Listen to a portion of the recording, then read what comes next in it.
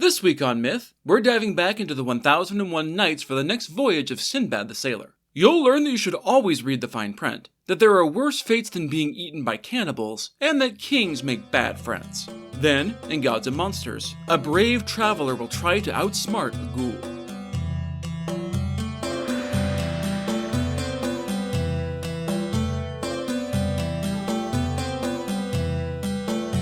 This is the Myths Your Teacher Hated podcast, where I tell the stories of cultures from around the world in all of their original, bloody, uncensored glory. Modern tellings of these stories have become dry and dusty, but I'll be trying to breathe new life into them. This is episode 180, Till Death Do Us Part. As always, this episode is not safe for work. Back in episode 164, we followed up with the third part of Scheherazad's tale of Sinbad the Sailor. In it, we followed poor Sinbad the porter as he met rich Sinbad the Sailor. The latter man, well into his twilight years by now, paid the former man quite handsomely to come back 3 days in a row to hear the tales of his first 3 great voyages at sea. As has become their way now, the elder Sinbad asked the younger Sinbad to come back again the next day for a 4th story of the 4th great voyage he had made to seek out fame and fortune on the open sea. As had happened to him during the first 3 voyages, Sinbad the Sailor had sworn off ever setting foot on a boat ever again, vowing to live a safe, boring life in Baghdad. And, as before, he proved to be a goddamn liar. Sinbad is many things, but boring simply isn't one of them. After 3 fantastical voyages which all involved near-death experiences before returning home with vast riches, Sinbad was already quite a wealthy man. He had more than enough to set himself up successfully as a merchant living in the lap of luxury for the rest of his days. It probably would have been the smart thing to do. It definitely would have been the safe thing to do. Alas, Sinbad was cursed with a powerful case of wanderlust, and he just couldn't convince himself to keep his feet firmly planted at home. Sending his ships along the local trade routes and making deals satisfied him for a time, but, in short order, his feet were itching for something grander once more. Sinbad loved the thrill of discovery, of beholding the wonder of the new and strange, and he simply couldn't get that at home. And so Sinbad ordered goods at a number of distant ports to await his arrival as he prepared a ship for the journey. Things went well initially. The goods arrived on the foreign shores where the sailor had ordered them, and he was able to trade these in other cities for large profits. One day, Sinbad and his crew were on the open sea when the weather turned decidedly stormy. The waves rose until they towered over the ship, driven by the howling winds that roared across the sea. In the moments where the ship balanced precariously atop one wave before crashing into the trough of the next, Sinbad spied something terrible on the horizon. The unmistakable tower of whirling clouds that marked a hurricane headed right for them. The captain, being a wily old sea dog, rode out the storm for a time, but the hurricane was simply too huge and destructive for the ship to survive. They steered too close to one wave, and that was all she wrote. The boat was smashed to pieces, scattering the luckless crew into the ocean. Many perished there in the boiling seas, but Sinbad and a few others managed to cling to the wreckage and float to shore. As the storm passed, the handful of survivors realized that they were marooned on an island, which is becoming a regular occurrence for old Sinbad the Sailor. They dragged themselves out of the water and above the high tide line before collapsing into an exhausted slumber. In the morning, the bedraggled sailors headed inland to look for any sign of civilization, or at least for breakfast. Much to their delight, they soon happened upon some huts and hurried toward them. And yeah, it's about to get real racist. As the survivors shambled over, black natives swarmed out of the huts in large numbers, quickly surrounding Sinbad and his few companions. The small group was broken up further, apparently divided between different groups, though Sinbad could understand nothing of what the island's inhabitants were saying. He and 5 others were herded into one of the huts and encouraged to sit. One approached with a salad made of fragrant herbs which, by pantomime, the black men indicated for the foreign visitors to eat. Having eaten nothing for almost a day after the exhausting ordeal of surviving the shipwreck, they devoured what was placed before them. All except for Sinbad, that is. Having been the lone survivor of 3 different harrowing expeditions already, he was suspicious of this generosity, especially since none of their hosts took so much as a bite of the supposed food. It didn't take long for Sinbad's suspicions to be proven correct. The other 5 men were soon laughing and jabbering incoherently and incessantly, paying no attention whatsoever to Sinbad's desperate attempts to speak with them. The natives soon produced heaping bowls of coconut rice. The drugmen had by now developed a wicked case of the munchies and devoured every grain placed before them. Sinbad, on the other hand, ate only a few mouthfuls, just enough to stave off starvation. He had realized now what the plan was. He and his men were to be fattened up, then butchered and eaten. That's right, the black natives are cannibals because of course they are. I warned you it was getting real racist. The 5 men, and presumably all of the others taken into different huts, stayed drugged, happy, and hungry from then on, consuming all of the fattening foods offered to them. Unable to do anything but sit and eat, they grew plump and tender. Sinbad, meanwhile, grew leaner and leaner. Partly this was a deliberate choice to not overindulge, and partly it was a result of his constant fear over what was surely to come. And sure enough, the day soon came when each of his companions was led outside and, still giggling and babbling, slaughtered. Sinbad did his best to ignore the horrifying sights and disturbingly delicious smells of roasting meat, as he tried to figure out some way to escape. Opportunity came, as it so often does, when luck met preparation. Since he was so lean and unappetizing looking, Sinbad was eventually allowed a looser rein in the village. He was able to wander more or less freely, presumably in the hopes that he would eventually get hungry enough to give in. One day, everyone in the village left on some expedition that Sinbad, still not understanding a word of the language, had no knowledge of. Only a single old man was left behind to guard their single remaining captive. When said old man was distracted, Sinbad bolted for the forest. He had kept up his strength with his walking, and the small amount of food he allowed himself, so he was easily able to outdistance his pursuer and lose him in the trees. He heard the old man's cries grow fainter and more distant until eventually he couldn't hear them at all. Only then did the wandering sailor slow his steps. He was, yet again, the only survivor of this ill-fated expedition. Of course, he hadn't survived yet. He was still marooned on a strange island with a village of cannibals. The others would eventually return and, when they learned of his escape, they would most likely send out a search party. Sinbad needed to be far away by then, so he picked a direction and headed out. For the next 7 days, the intrepid adventurer spent his days traveling, stopping to rest only when darkness made it too dangerous to continue. He lived almost entirely on coconuts harvested on the move, which provided both food and drink. On the 8th, Sinbad reached a different seashore on this island. In the distance, Sinbad spied movement, so he hid behind a tree and peered out carefully. As he looked more closely, the shapes resolved into white men. That's the translation, but I'm not sure if that's the original text or a translation choice. Gathering pepper, which grew abundantly on this part of the island. It's not clear whether they mean the vine that grows peppercorns or some other type of peppers, but it doesn't really matter. Reassured by their peaceful activity, and, let's be real, by their skin color because again, racism, Sinbad approached them cautiously. The strange men looked up at his approach and greeted him in Arabic, asking who he was and how he had come to be here. The exhausted wanderer was relieved to hear his native tongue on their lips, so he related the entire harrowing experience of the shipwreck and of being captured by the black natives. There was a collective gasp at that. "But those savages devour men!" they exclaimed. "How did you escape their deadly clutches?" Sinbad repeated the story that we have just heard up until right now. It's a very Spaceballs kind of moment where we're watching now. If you haven't seen the movie, you should, and I promise that reference makes sense. His audience was astonished at his daring escape, and were more than happy to let him stay with them as they finished gathering the pepper they had come for. These white men naturally didn't live on this island because that would be uncivilized. No, they just came here to plunder the island's natural resources solely for their own benefit. But it's okay because the locals are savages who don't really count as people.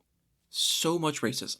Anyway, they soon boarded their ships and took Sinbad along with them to their own unnamed country, where he was promptly presented to the king, as one does. Being a courteous monarch, the king offered Sinbad his hospitality, which was gratefully accepted. In return, the sole survivor again related his harrowing experience of nearly certain death on this and his 3 previous expeditions. The king was duly impressed by the courage, initiative, and sheer pluck of this sailor as he listened. By the time the tale was finished, or at least finished up until this point in the story, the king ordered Sinbad to be supplied with food and fine clothing, and for him to be treated as an honored guest for the duration of his stay. This country apparently lay on a different island full of more white, Arabic-speaking people. It was a bustling country with a fine capital city that abounded with any number of desirable goods. Life was good. It certainly didn't hurt that word got around quickly that this foreigner was a special guest of the king, and that they should all take special care to treat him well. It soon felt almost like home to Sinbad. There was just one detail that never stopped seeming odd to him. These people rode horses without bridle or stirrups. Given that these inventions had fundamentally changed the nature of warfare when invented by the Chinese in the 4th century, it was strange to see them completely absent from this otherwise advanced society. Curious, Sinbad asked the king about this peculiarity, but the king had no idea what he was talking about. "I've never heard of any such thing before. What is this stir-up?" Ever the prudent businessman, Sinbad saw an opportunity. He found a clever leather worker to make a saddle under his direction, complete with bridle and stirrup. He then found a locksmith to forge a bit and a pair of spurs. This done, Sinbad took the whole collection and presented them to the king as a gift. To demonstrate its use, Sinbad had the king mount a horse and showed him how to use the new gadgets. The king quickly saw how much stability and maneuverability this granted him in the saddle, and he was duly awed by this great gift. The king showered his guests with riches in return, and insisted that Sinbad have more of these made for all of the royal officers in the king's court. They also showered their benefactor with large gifts, such that Sinbad was soon a very wealthy man in his new home, as well as a very important person. After thus ingratiating himself to the king and the populace, and showing himself to be a man of character, he was summoned by the king one day. "Sinbad, you have proved to be a truly wonderful addition to our fair kingdom, so I have a favor to ask of you. Both I and my subject hold you in the highest esteem, and we wish you to be one of us for the rest of your days. I therefore ask you marry a rich and beautiful noble lady that I will select for you and forget your old life. You'll be much happier here, yes?" Given that he was, the king, this was less of a request and more of being voluntold. Sinbad understood how these things worked, and so he gracefully accepted the king's offer / demand to find him a bride. The woman that Sinbad soon thereafter married was everything the king had promised and more. He found it easy to enjoy his new life with his new bride. He did not, however, forget his homeland. Despite all of his outward pretense of having settled into married life in this island kingdom, the wanderer never stopped planning his escape. As soon as he found a foolproof way out, he would be off the island and headed back to Baghdad. Sinbad knew that he needed to be careful about this. He'd only get one shot. Once the king realized that he had lied and had never intended to stay, things could get very ugly very fast. Kings don't generally like to be told no, and they certainly don't like being tricked. In the meantime, however, Sinbad lived his best life. He made friends with the neighbors and increased his bridal fortune. Thus, when a neighbor whom he had befriended lost his wife to a sudden illness, the sailor went over to offer his condolences. As you might expect, the man was deeply depressed and unconsolable. "Heaven preserve you, my friend, and send you a long life." The man looked up, eyes red and swollen from crying. "Alas, what is the point of that greeting when I have but an hour left to live?" Sinbad cocked his head like a confused dog. "It does you credit that you loved your wife so dearly that her absence feels like the end of all things, but I promise you that it is not. In time the pain will ease and you will find joy again. I have every hope that you will live for many years yet." The man just shook his head sadly. "I trust that you will be spared for many years yet to come, but it is a certainty that mine ends within the hour. I have set my house in order and settled my affairs. Tonight I will be buried alongside my wife. This has been the law in our country since time immemorial. The living husband goes to his grave with his dead wife, and the living wife with her dead husband. So it was for our ancestors, and so it must be for us as well. The law is the law, and we have no choice but to submit." And with a quiet sob, he placed his head in his hands.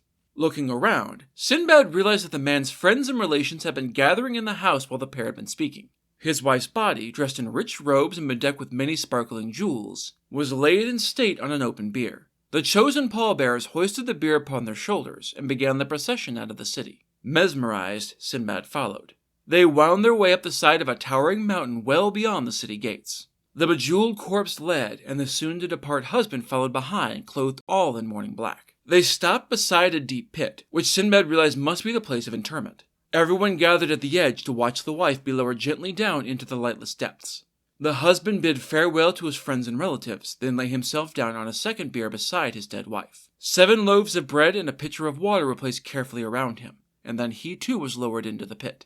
Once both had reached the bottom, a massive stone was rolled over the top, sealing the living man entombed with the dead. Sinbad was understandably moved by this strange and deadly custom. He was, of course, the only one.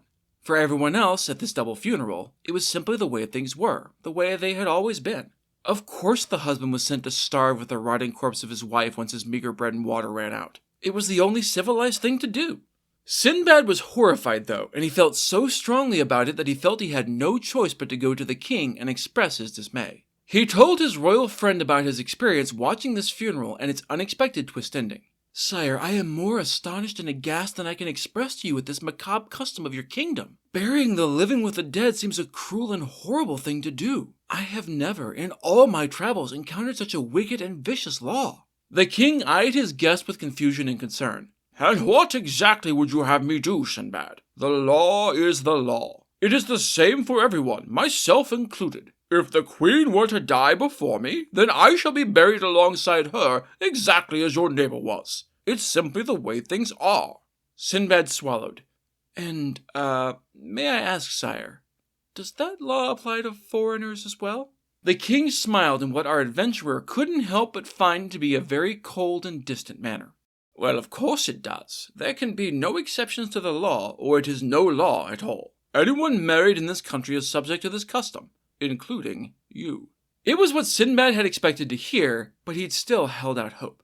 That hope was now dashed to pieces, and buried in the sunless depths along with his soon-to-be-dead friend. His heart sank, but he could see that it was no use trying to convince the king to change this wicked law. He had grown up with this custom and could not see the evil in it. The sailor returned home feeling sick and depressed, and a new anxiety began to creep in at the edges of his days. If his wife's finger ached, he became terrified that it presaged some terrible illness that would end in her death, and his being buried alive. I would normally make a comment about how he's being selfish, worrying only about himself, but in this case, I see his point. He didn't know this woman or particularly want to be married to her, and he had no idea of the law he was placing himself under by going along with the king's insistence. Sinbad's anxiety only grew worse when his wife did fall very ill.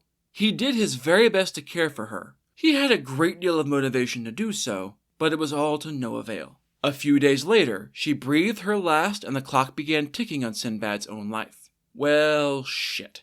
The sailor began to wish that he had never escaped from the cannibals in his first days on this accursed island. Being butchered and eaten wasn't anyone's idea of a good time, and yes, the internet has made me aware that it is absolutely some people's idea of a good time, but at least that would have been a quick death. Being buried alive seemed to him to be one of the most awful ways to go.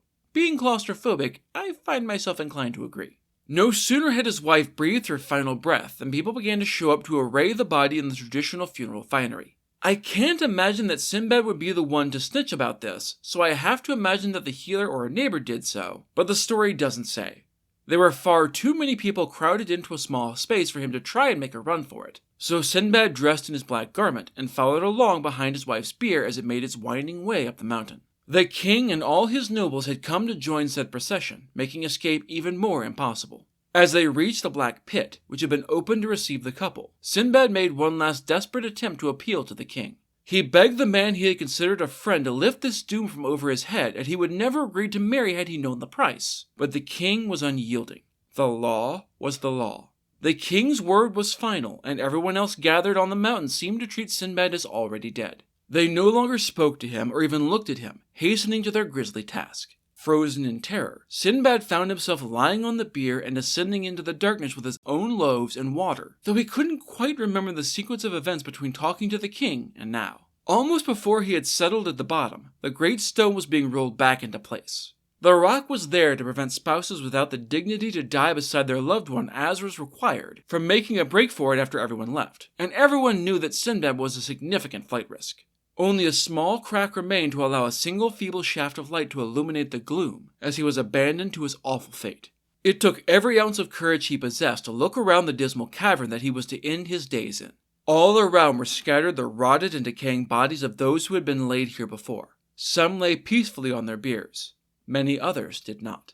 Beneath the echoes of his own panting breaths, Sinbad could almost have sworn that he heard the last sighs of those who, like himself, had been sent into this hell alive. His emotions finally broke through his stupor, and he began to shriek his rage and despair at this cruel turn of fate. He cursed himself for being so eager to seek fortune and adventure. He had vowed to never leave home again, and if he had simply adhered to that vow, he wouldn't be about to die. He screamed himself hoarse, but felt a little calmer at the end of it all. He considered the situation carefully, but it was no use. He felt around the edges of this charnel pit, but there were no hidden exits. No secret tunnels, nothing.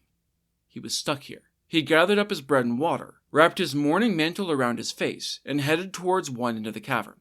It was hard to be sure, but the adventurer thought that the air smelled fresher in that direction. It wasn't much, but it was all he had to go on. Sinbad did his best to ration out his food and water, judging time by the change in the faint beam of light. Despite his best efforts, though, he was soon starving and nearly delirious. He was surprised when the light suddenly brightened as the stone was rolled away to reveal the gaping pit far above.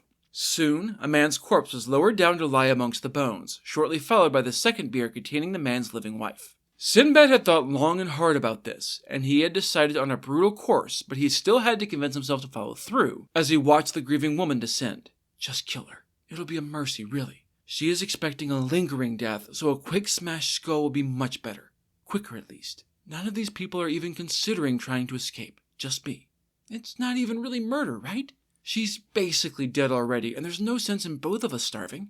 Sinbad took up his weapon, a long, heavy leg bone, and positioned himself in a pool of shadows. As she sat there on her bier, frozen with her fresh terror at being amongst the rotting corpses that couldn't be seen from above, Sinbad stepped up and bashed her skull in with a single mighty blow. After checking that she was indeed dead, the desperate sailor took her bread and water to stave off his own starvation. He had life and hope for a few more days. This proved to be one of the darkest times in Sinbad's life, both literally and metaphorically. He spent weeks down there in the darkness, killing any living spouse who was lowered into the pit of the dead, and taking their meager supplies. He lost track of time down there. Days flowed together with hunger keeping him on the edge of madness much of the time. He didn't have any idea how long he had been surviving off killing the living sacrifices to matrimony, but he knew he'd killed more than a few of them. One day, he heard the sound of loud breathing down in the depths with him, could almost feel another presence. Reality seemed thin and twisted, so he couldn't be sure that any of it was real, but he didn't take any chances. Sinbad whirled towards his fellow pit dweller and saw a shadowy form against the wall. It started at his sudden movement and fled, squeezing itself into a narrow crack that Sinbad hadn't seen before. The explorer had looked through the cavern for an exit in his first days here, but he had overlooked the small passage, which had seemed like a dead end. Seeing the shade disappear into it made him rethink his previous estimation. This could all be a figment of his imagination, of course, and if so, following it would be suicide. If it was real, though, this might be his only hope of escape. He needed to follow now, though. If there were any branching passages, Sinbad knew that he could become hopelessly lost without a guide. Thus, he plunged in after the mysterious figure, scraping his skin bloody on his way in. He followed the sounds of its passage through the utter darkness of the narrow tunnels for what felt like many miles. At last, the quality of the darkness changed, growing slightly gray. Hope bloomed in Sinbad's chest. There was light up ahead. He struggled through the narrow passages faster than ever, heedless of the pain. He soon emerged from a narrow crack in the base of the mountain on the seashore. Shouting with joy, Sinbad flopped down onto the sand to bask in the sun and prayed that this wasn't simply madness, that he wasn't still trapped in that sunless pit and imagining he was free. Once he had convinced himself that he had truly escaped, he climbed back to his feet. There were faint animal tracks in the sand with him, but no other human footprints. Clearly, some animal must have found its way into the charnel pit to scavenge a meal from the banquet of fresh corpses there. It had fled when startled by Sinbad not quite being dead yet, and had revealed a way out that he would never have found on his own. The beach was on the other side of the mountain range from the city, so Sinbad didn't think he had to worry about pursuit from the town. They probably all assumed he was long dead after so long down there with his wife's corpse. The mountains dropped off into the sea in a sheer cliff with no roads running along the peaks. Now that he knew the way, and that there was even a way at all, Sinbad steeled himself to journey back into the pit. He made several trips, piling up the rich treasure of diamonds, rubies, emeralds, and all other manner of finely cut gems that were buried with the dead. They no longer needed it, and he felt entitled to some recompense for being tricked into a fatal marriage and then buried alive against his wishes. I mean, it's still grave robbery, but I don't really disagree with his logic here. Once he had looted the place bare, Sinbad bundled his treasures into well-packed bundles and stashed them safely on the beach above the high tide line. That done, the sailor fished for lunch and began watching for a ship to take him away from this accursed island. He only had to wait for 2 days before he spied a ship passing quite near to where he was stuck on his little beach. Sinbad leapt and yelled and waved his arms, succeeding in getting the ship's attention. They dropped anchor and sent out a longboat to retrieve him. "What happened, man? How'd you end up on this tiny little beach?" Sinbad gave a very, very partial truth. "I was shipwrecked here 2 days ago. I managed to swim to shore with a lot of the bales that were our cargo, but I haven't seen any other survivors." The boatmen had no reason to doubt Sinbad's story, so they loaded him aboard with all of his bales without investigating any further. They all rowed back to the ship, which had no plans to stop at this island until they saw the marooned Sinbad. The captain was far too busy with the difficult navigation through this stretch of the ocean to care about one more passenger. He was more than happy to accept the handful of jewels offered as payment for passage, though. The wandering trader accompanied the ship on the rest of its journey through many ports, trading his jewels for new goods to trade at high profits, making himself yet another fortune by the time he finally landed in Baghdad once more. As he had done every other time, Sinbad gave large sums of money to the city's poor and to the many mosques in thanks for his safe return. The rest he invested wisely and settled into the joy of feasting and celebrating his return with family and friends. And, of course, he vowed to never leave shore ever again. We know he's lying because there are still 3 voyages left to go. By this time, it was getting late back in the present day. The elder Sinbad bestowed another 100 gold pieces on the younger porter, and once again invited him to come back the next day for the story of the 5th voyage. 4 days of being an attentive audience for an engaging if unbelievable story had already made him more money than lugging and hauling for the rich ever had. His long years of scrimping and saving and slaving away were already beginning to fade away and feel like a bad dream. He hurried home once more to deliver the money to his wife, who of course agreed that he had to stay on this gravy train as long as possible. They'd made 400 gold so far, which was an increasingly less small fortune. Thus it was that, early the next day, Sinbad the porter rose and went again to the home with Sinbad the sailor. But, alas, you and I will have to wait until some other time to hear of the 5th voyage.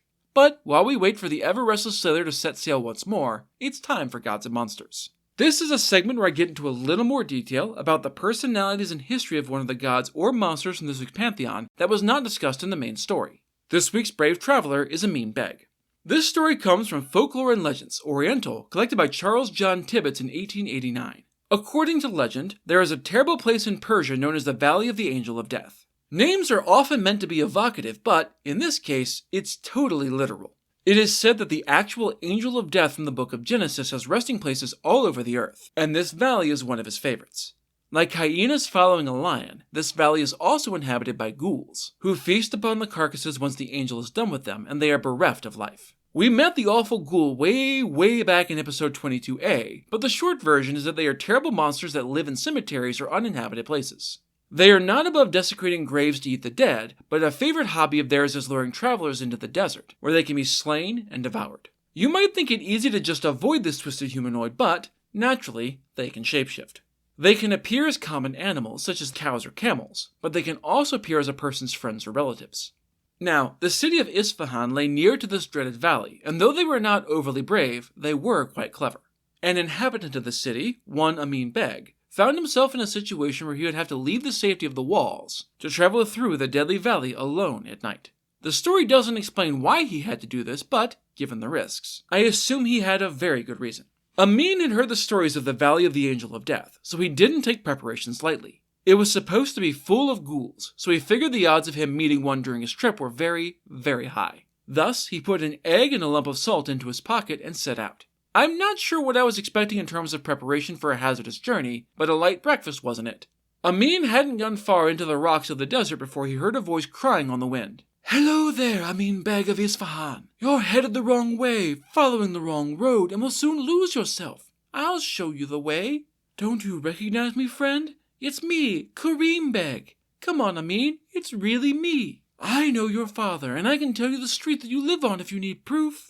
Now, our hero did indeed have a friend named Karim Beg, and this was indeed his voice, but he was suspicious all the same. Karim had no reason to be out in the desert alone in the middle of the night, even though Amin himself was doing exactly that, and he was aware of how cleverly ghouls could change their shapes and voices. They apparently were also amateur genealogists, learning who was related to who in any nearby towns as well as their general layout. That knowledge made for a more effective trap after all. He felt fairly confident that this was indeed such a demonic creature in disguise, hoping to murder him, but on the off chance he was wrong, he decided to go along with it. He was curious, having never met a ghoul before, and he trusted in his preparation to allow him to escape when the time came. "Wait up, friend. Thank you for your timely warning." He hurried over, smiling at Karim. "Okay, I just want you to know that you're not fooling anyone. I know good and well that you're a ghoul, but that's perfect because I was hoping to run into one of you tonight." He stretched out slowly as though warming up. "I've tested my strength against all of the men and beasts in the natural world, but none have been a match for me. It's quite frustrating, really. I came to this valley in the hopes of meeting one of the legendary ghouls to test my prowess against you. What do you say? Up for a challenge?" The ghoul, because of course it's a ghoul, was shocked at being addressed so. It was used to people being either totally fooled or running the other way. This was a totally new tactic, and it wasn't sure how to deal. It looked at Amin up and down. "Son of Adam, you do not appear as strong as you say." "You of all creatures should know that appearances can be deceiving. It's totally fair for you to be doubtful though, so how about I give you a little proof?" He reached down into a small rivulet that was flowing with the barest trickle of water and pulled out a smooth stone. "Here, this is full of water. Try to give it a squeeze and see if you can't get that water out." Confused but game, the ghoul took the stone and squeezed with all its might. As you would expect, nothing at all happened. It handed the stone back. Impossible. No one could squeeze water from this stone. Amin took it with a smile. That's what you think. Amin palmed the rock and gave it a squeeze. Of course, while the ghoul had been distracted, he'd palmed the egg in the same hand. From the ghoul's perspective, he saw Amin's squeeze and heard a distinct crack, followed by goop flowing down the man's fingers. Egg yolks, and even egg whites, don't look anything like water, but ghouls are not the cleverest monsters out there. The darkness of the desert night helped, but still. Smiling, Amin dropped the stone back into the stream and picked up a darker one. And this one clearly contains salt. If you crumble it with your fingers, you'll see that for yourself. The ghoul took the offered stone but couldn't crush it in his hand and was forced to hand it back. You can tell just by looking at these rocks if they have water or salt. I've never learned that trick. It just takes practice. I'll show you. Naturally, he had already palmed his chunk of salt and took the rock in the same hand. He was easily able to crumble the salt into his other hand and hold it out for the ghoul to taste. It was indeed salt. The ghoul was now regretting getting involved with this strange human. He'd never met anyone strong enough to crush water or salt from a stone, and he was terrified at what the man could do to him. Even his usual last resort of transforming into a beast would do no good. Amin had already claimed to have tested himself against every beast on the earth and won. He had no doubt that if he tried, Amin would slay him for his treachery. The ghoul did not want to die. They are exceptionally long-lived monsters, but they are not immortal. Since fighting wasn't an option, the ghoul decided to try trickery instead. It would pretend to be friends with the son of Adam, until it saw an opportunity for a sucker punch. It has been an honor to meet you, human. Would you do me the honor of coming to my abode? It is close by, and it is well after dark. You can get some food there and rest in comfort until morning to resume your journey. Amin shrugged. I have no objection to your offer, friend ghoul. 2 friendly words of warning, though. First, I am a very passionate man and have something of a hair trigger. The slightest act of aggression or disrespect can set me into a blinding rage. Second, I have incredible eyes, and, as I have already demonstrated, I can see through any schemes or tricks as easily as I saw through those rocks, to find water and salt. Make sure that all your thoughts are pure, gentle ones, and we won't have any problems. Otherwise, I will make you suffer. The ghoul, duly terrified, declared that he understood. I swear by the head of my liege lord, the angel of death himself, that I will faithfully respect the rights of hospitality and friendship. You are a guest in my home. As we've mentioned many times before, the rules of hospitality were a big deal in the ancient world. Satisfied by the ghoul's promise, Amin followed after it. The path to its home wound through a number of small, crooked paths along jagged cliffs and deep ravines. Eventually, they came to a large cave which was dimly lit from within. Here's where I lay my bones, and here's where my new friend will find refreshment and repose. It gave Amin the tour of the many different rooms, all stuffed with grain, jewels, and other merchandise looted from travelers it had slain over the years. If Amin hadn't been able to guess at the source of this ill-gotten lucre, the gnawed-on human bones and half-eaten corpses scattered around would have been clue enough. The smell was absolutely horrifying, though the ghoul of course was unfazed by it. It pulled out a large bag of rice for Amin. I trust this will be satisfactory for your meal. A man of your prowess must have an appetite to match. The man nodded. You are correct, but I wasn't expecting to meet anyone out here, so I ate an entire sheep and a bag of rice as large as this one right before I set out. I'm not hungry as you can imagine, but I'll still take a little for the sake of hospitality. I wouldn't want to offend my host. The ghoul accepted this explanation and most of the rice back. You'll still need me to boil water for you though, right? I know that your kind do not eat your grain or meat raw as I do. I've got a kettle here that you can use. I'll go get wood for the fire, and you can fetch water. The ghoul pulled a kettle from under a pile of plunder, and then a water bag made from the hides of 6 oxen. It was enormous, well beyond the ability of any humans to carry, but he had a reputation to maintain at this point. Amin waited until his host had tottered out of sight before dragging the enormous water skin over to the bank of a dark stream. Okay, think Amin. How do you pull this off without him realizing that you don't actually have super strength? This beast would take 20 men to carry back full, and if I fail, that horrid creature will devour me. After a few minutes of frantic thought, he began to dig from the stream back towards the ghoul's cave. In time, the critter came looking for him. Where the hell did you go, son of Adam? I sent you to fetch water an hour ago. Is this simple bag too much for you to lift? Of course not. I could lift the entire stream and carry it back if you had a bag big enough. But I wanted to repay your hospitality with a little gift. He gestured to the incomplete channel. When I've finished, this canal will carry water to your cave. I'll build a dam there that you can open and shut at your leisure. That way, you never have to go and fetch water again. It's an annoying daily task, so I figured some human ingenuity would benefit you. I'll be along as soon as I finish digging." The ghoul rolled its eyes, seizing the filled water bag itself. "Forget it. I'm hungry now. I'll take this back and get dinner started. If you can't finish your canal by the time it's ready, leave it for later. You can sleep tonight and finish in the morning." Amin dusted his hands off and followed his host, pleased with his trick. "You're right, I was being rude. I'll be along shortly." He arrived back at the cave just as the smell of cooking rice was wafting out of the kettle, and they ate heartily of the prepared meal. Once they were finished, the ghoul showed the human to a bed piled with their richest sheets and softest pillows, also taken from its plundered goods. The ghoul wandered over to its own bed, every bit as luxurious but much filthier and stained with old blood, and promptly fell asleep. Taking a page out of any number of trickster books, including old Jack the Giant Killer, Amin didn't go to sleep. Once the snoring began, he climbed carefully out of bed and stuffed it with pillows to make it look like he was still in it. That done, he found a secluded corner to watch and hide. Sure enough, the ghoul woke up just before dawn. It looked over at Amin's bed, smiling when there was no sign of stirring. It crept over to the bed, taking up a walking stick the size of a small tree along the way. Raising it high, the ghoul brought it down on where the head should be with a snarl. It was a blow that, had he still been in bed, would have crushed Amin's head as easily as he had crushed that egg. The ghoul had been convinced of his guest's prowess, though, and so it struck 7 more vicious blows to make sure he was dead. Smiling wickedly, the ghoul slunk back to its own bed and lay back down to sleep again. Amin took the opportunity to creep over to the bed and sit up with a groan. "Friend Ghoul, do you have a bug problem in your cave? I swear I felt some insect buzzing around my head and flapping its wings on me 7 or 8 times. It's little more than a nuisance to be sure, but it does make it damnably hard to sleep." The ghoul was utterly dismayed at hearing the most destructive blows it could manage, each of which could have felled an elephant, be likened to the flaps of an insect wing. It had known the man was dangerous, but this was ridiculous. There was no safety around such a man, especially with the temper it had been warned about. If Amin ever realized what the ghoul had tried, it would surely end his life. Terrified, it crawled out of the cave and ran the fuck away as fast as it could. The cave and all its riches now belonged to Amin. Possession is 9/10 of the law and all that. The man searched the cave until he found a matchlock rifle, which had belonged to some poor sod who hadn't realized the danger in time to use it.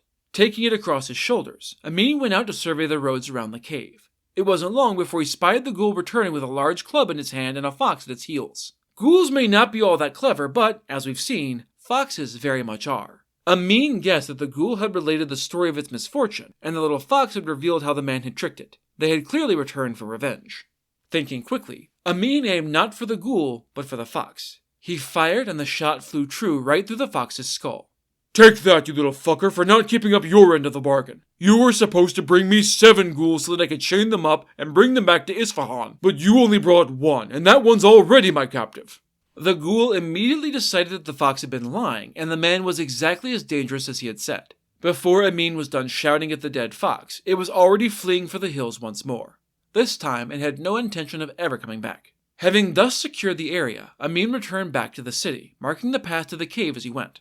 It took time to bring all the goods out and back home, but he did so. To those who were still alive to prove a claim on their stolen goods, he returned them. Most of the ghoul's victims had become dinner, though, so the remainder was more than enough to make Amin a very rich man. He doesn't seem to have ever accomplished whatever important task had originally sent him out on that dangerous road, unless he had just been looking for the ghoul, but we have every reason to believe that there are plenty more lurking in the Valley of the Angel of Death. Regardless, Amin told this story for the rest of his life as evidence that cleverness was far more important than brute strength. That's it for this episode of Myths Your Teacher Hated. Keep up with new episodes on our Facebook page, on iTunes, on TuneIn, on Verbal, and on Spotify. Or you can follow us on Instagram as Myths Your Teacher Hated Pod, on Tumblr as Myths Your Teacher Hated, and on Blue Sky as Myths Podcast. You can also find news and episodes on our website at mythsyourteacherhated.com. If you have any questions, any gods or monsters you'd want to learn about, or any ideas for future stories that you'd like to hear, feel free to drop me a line. I'm trying to pull as much material from as many different cultures as possible, but there are all sorts of stories I've never heard, so suggestions are appreciated. The theme music is by Tiny Cheese Puff. Episode 9 of the Saturday Morning Roleplay Podcast is out now, the first part of a new story about a plucky group of friendly critters known as the Love Bugs who, like the Care Bears before them, try to help people to be nicer to each other, something we could all use more of in this day and age. As a reminder, this show is an actual play tabletop role-playing podcast using a variety of game systems to tell stories inspired by our favorite cartoons. All episodes are safe for work, rated TV PG for cartoon violence and rare mild language. Check it out on Spotify or wherever you get your podcasts. And if you could, please leave a positive review or comment on your app of choice, and tell your friends about us. This is still a very new show, so reviews and word-of-mouth recommendations make all the difference. Next time, we'll visit Korea for a cautionary tale about volcanoes and wildfires. You'll see that art is important, that you should never let kaiju fight in your city, and that monsters have favorite meals. Then, in Gods and Monsters, Mr. Bunny will have to think fast to escape the jaws of Old White Whiskers. That's all for now. Thanks for listening.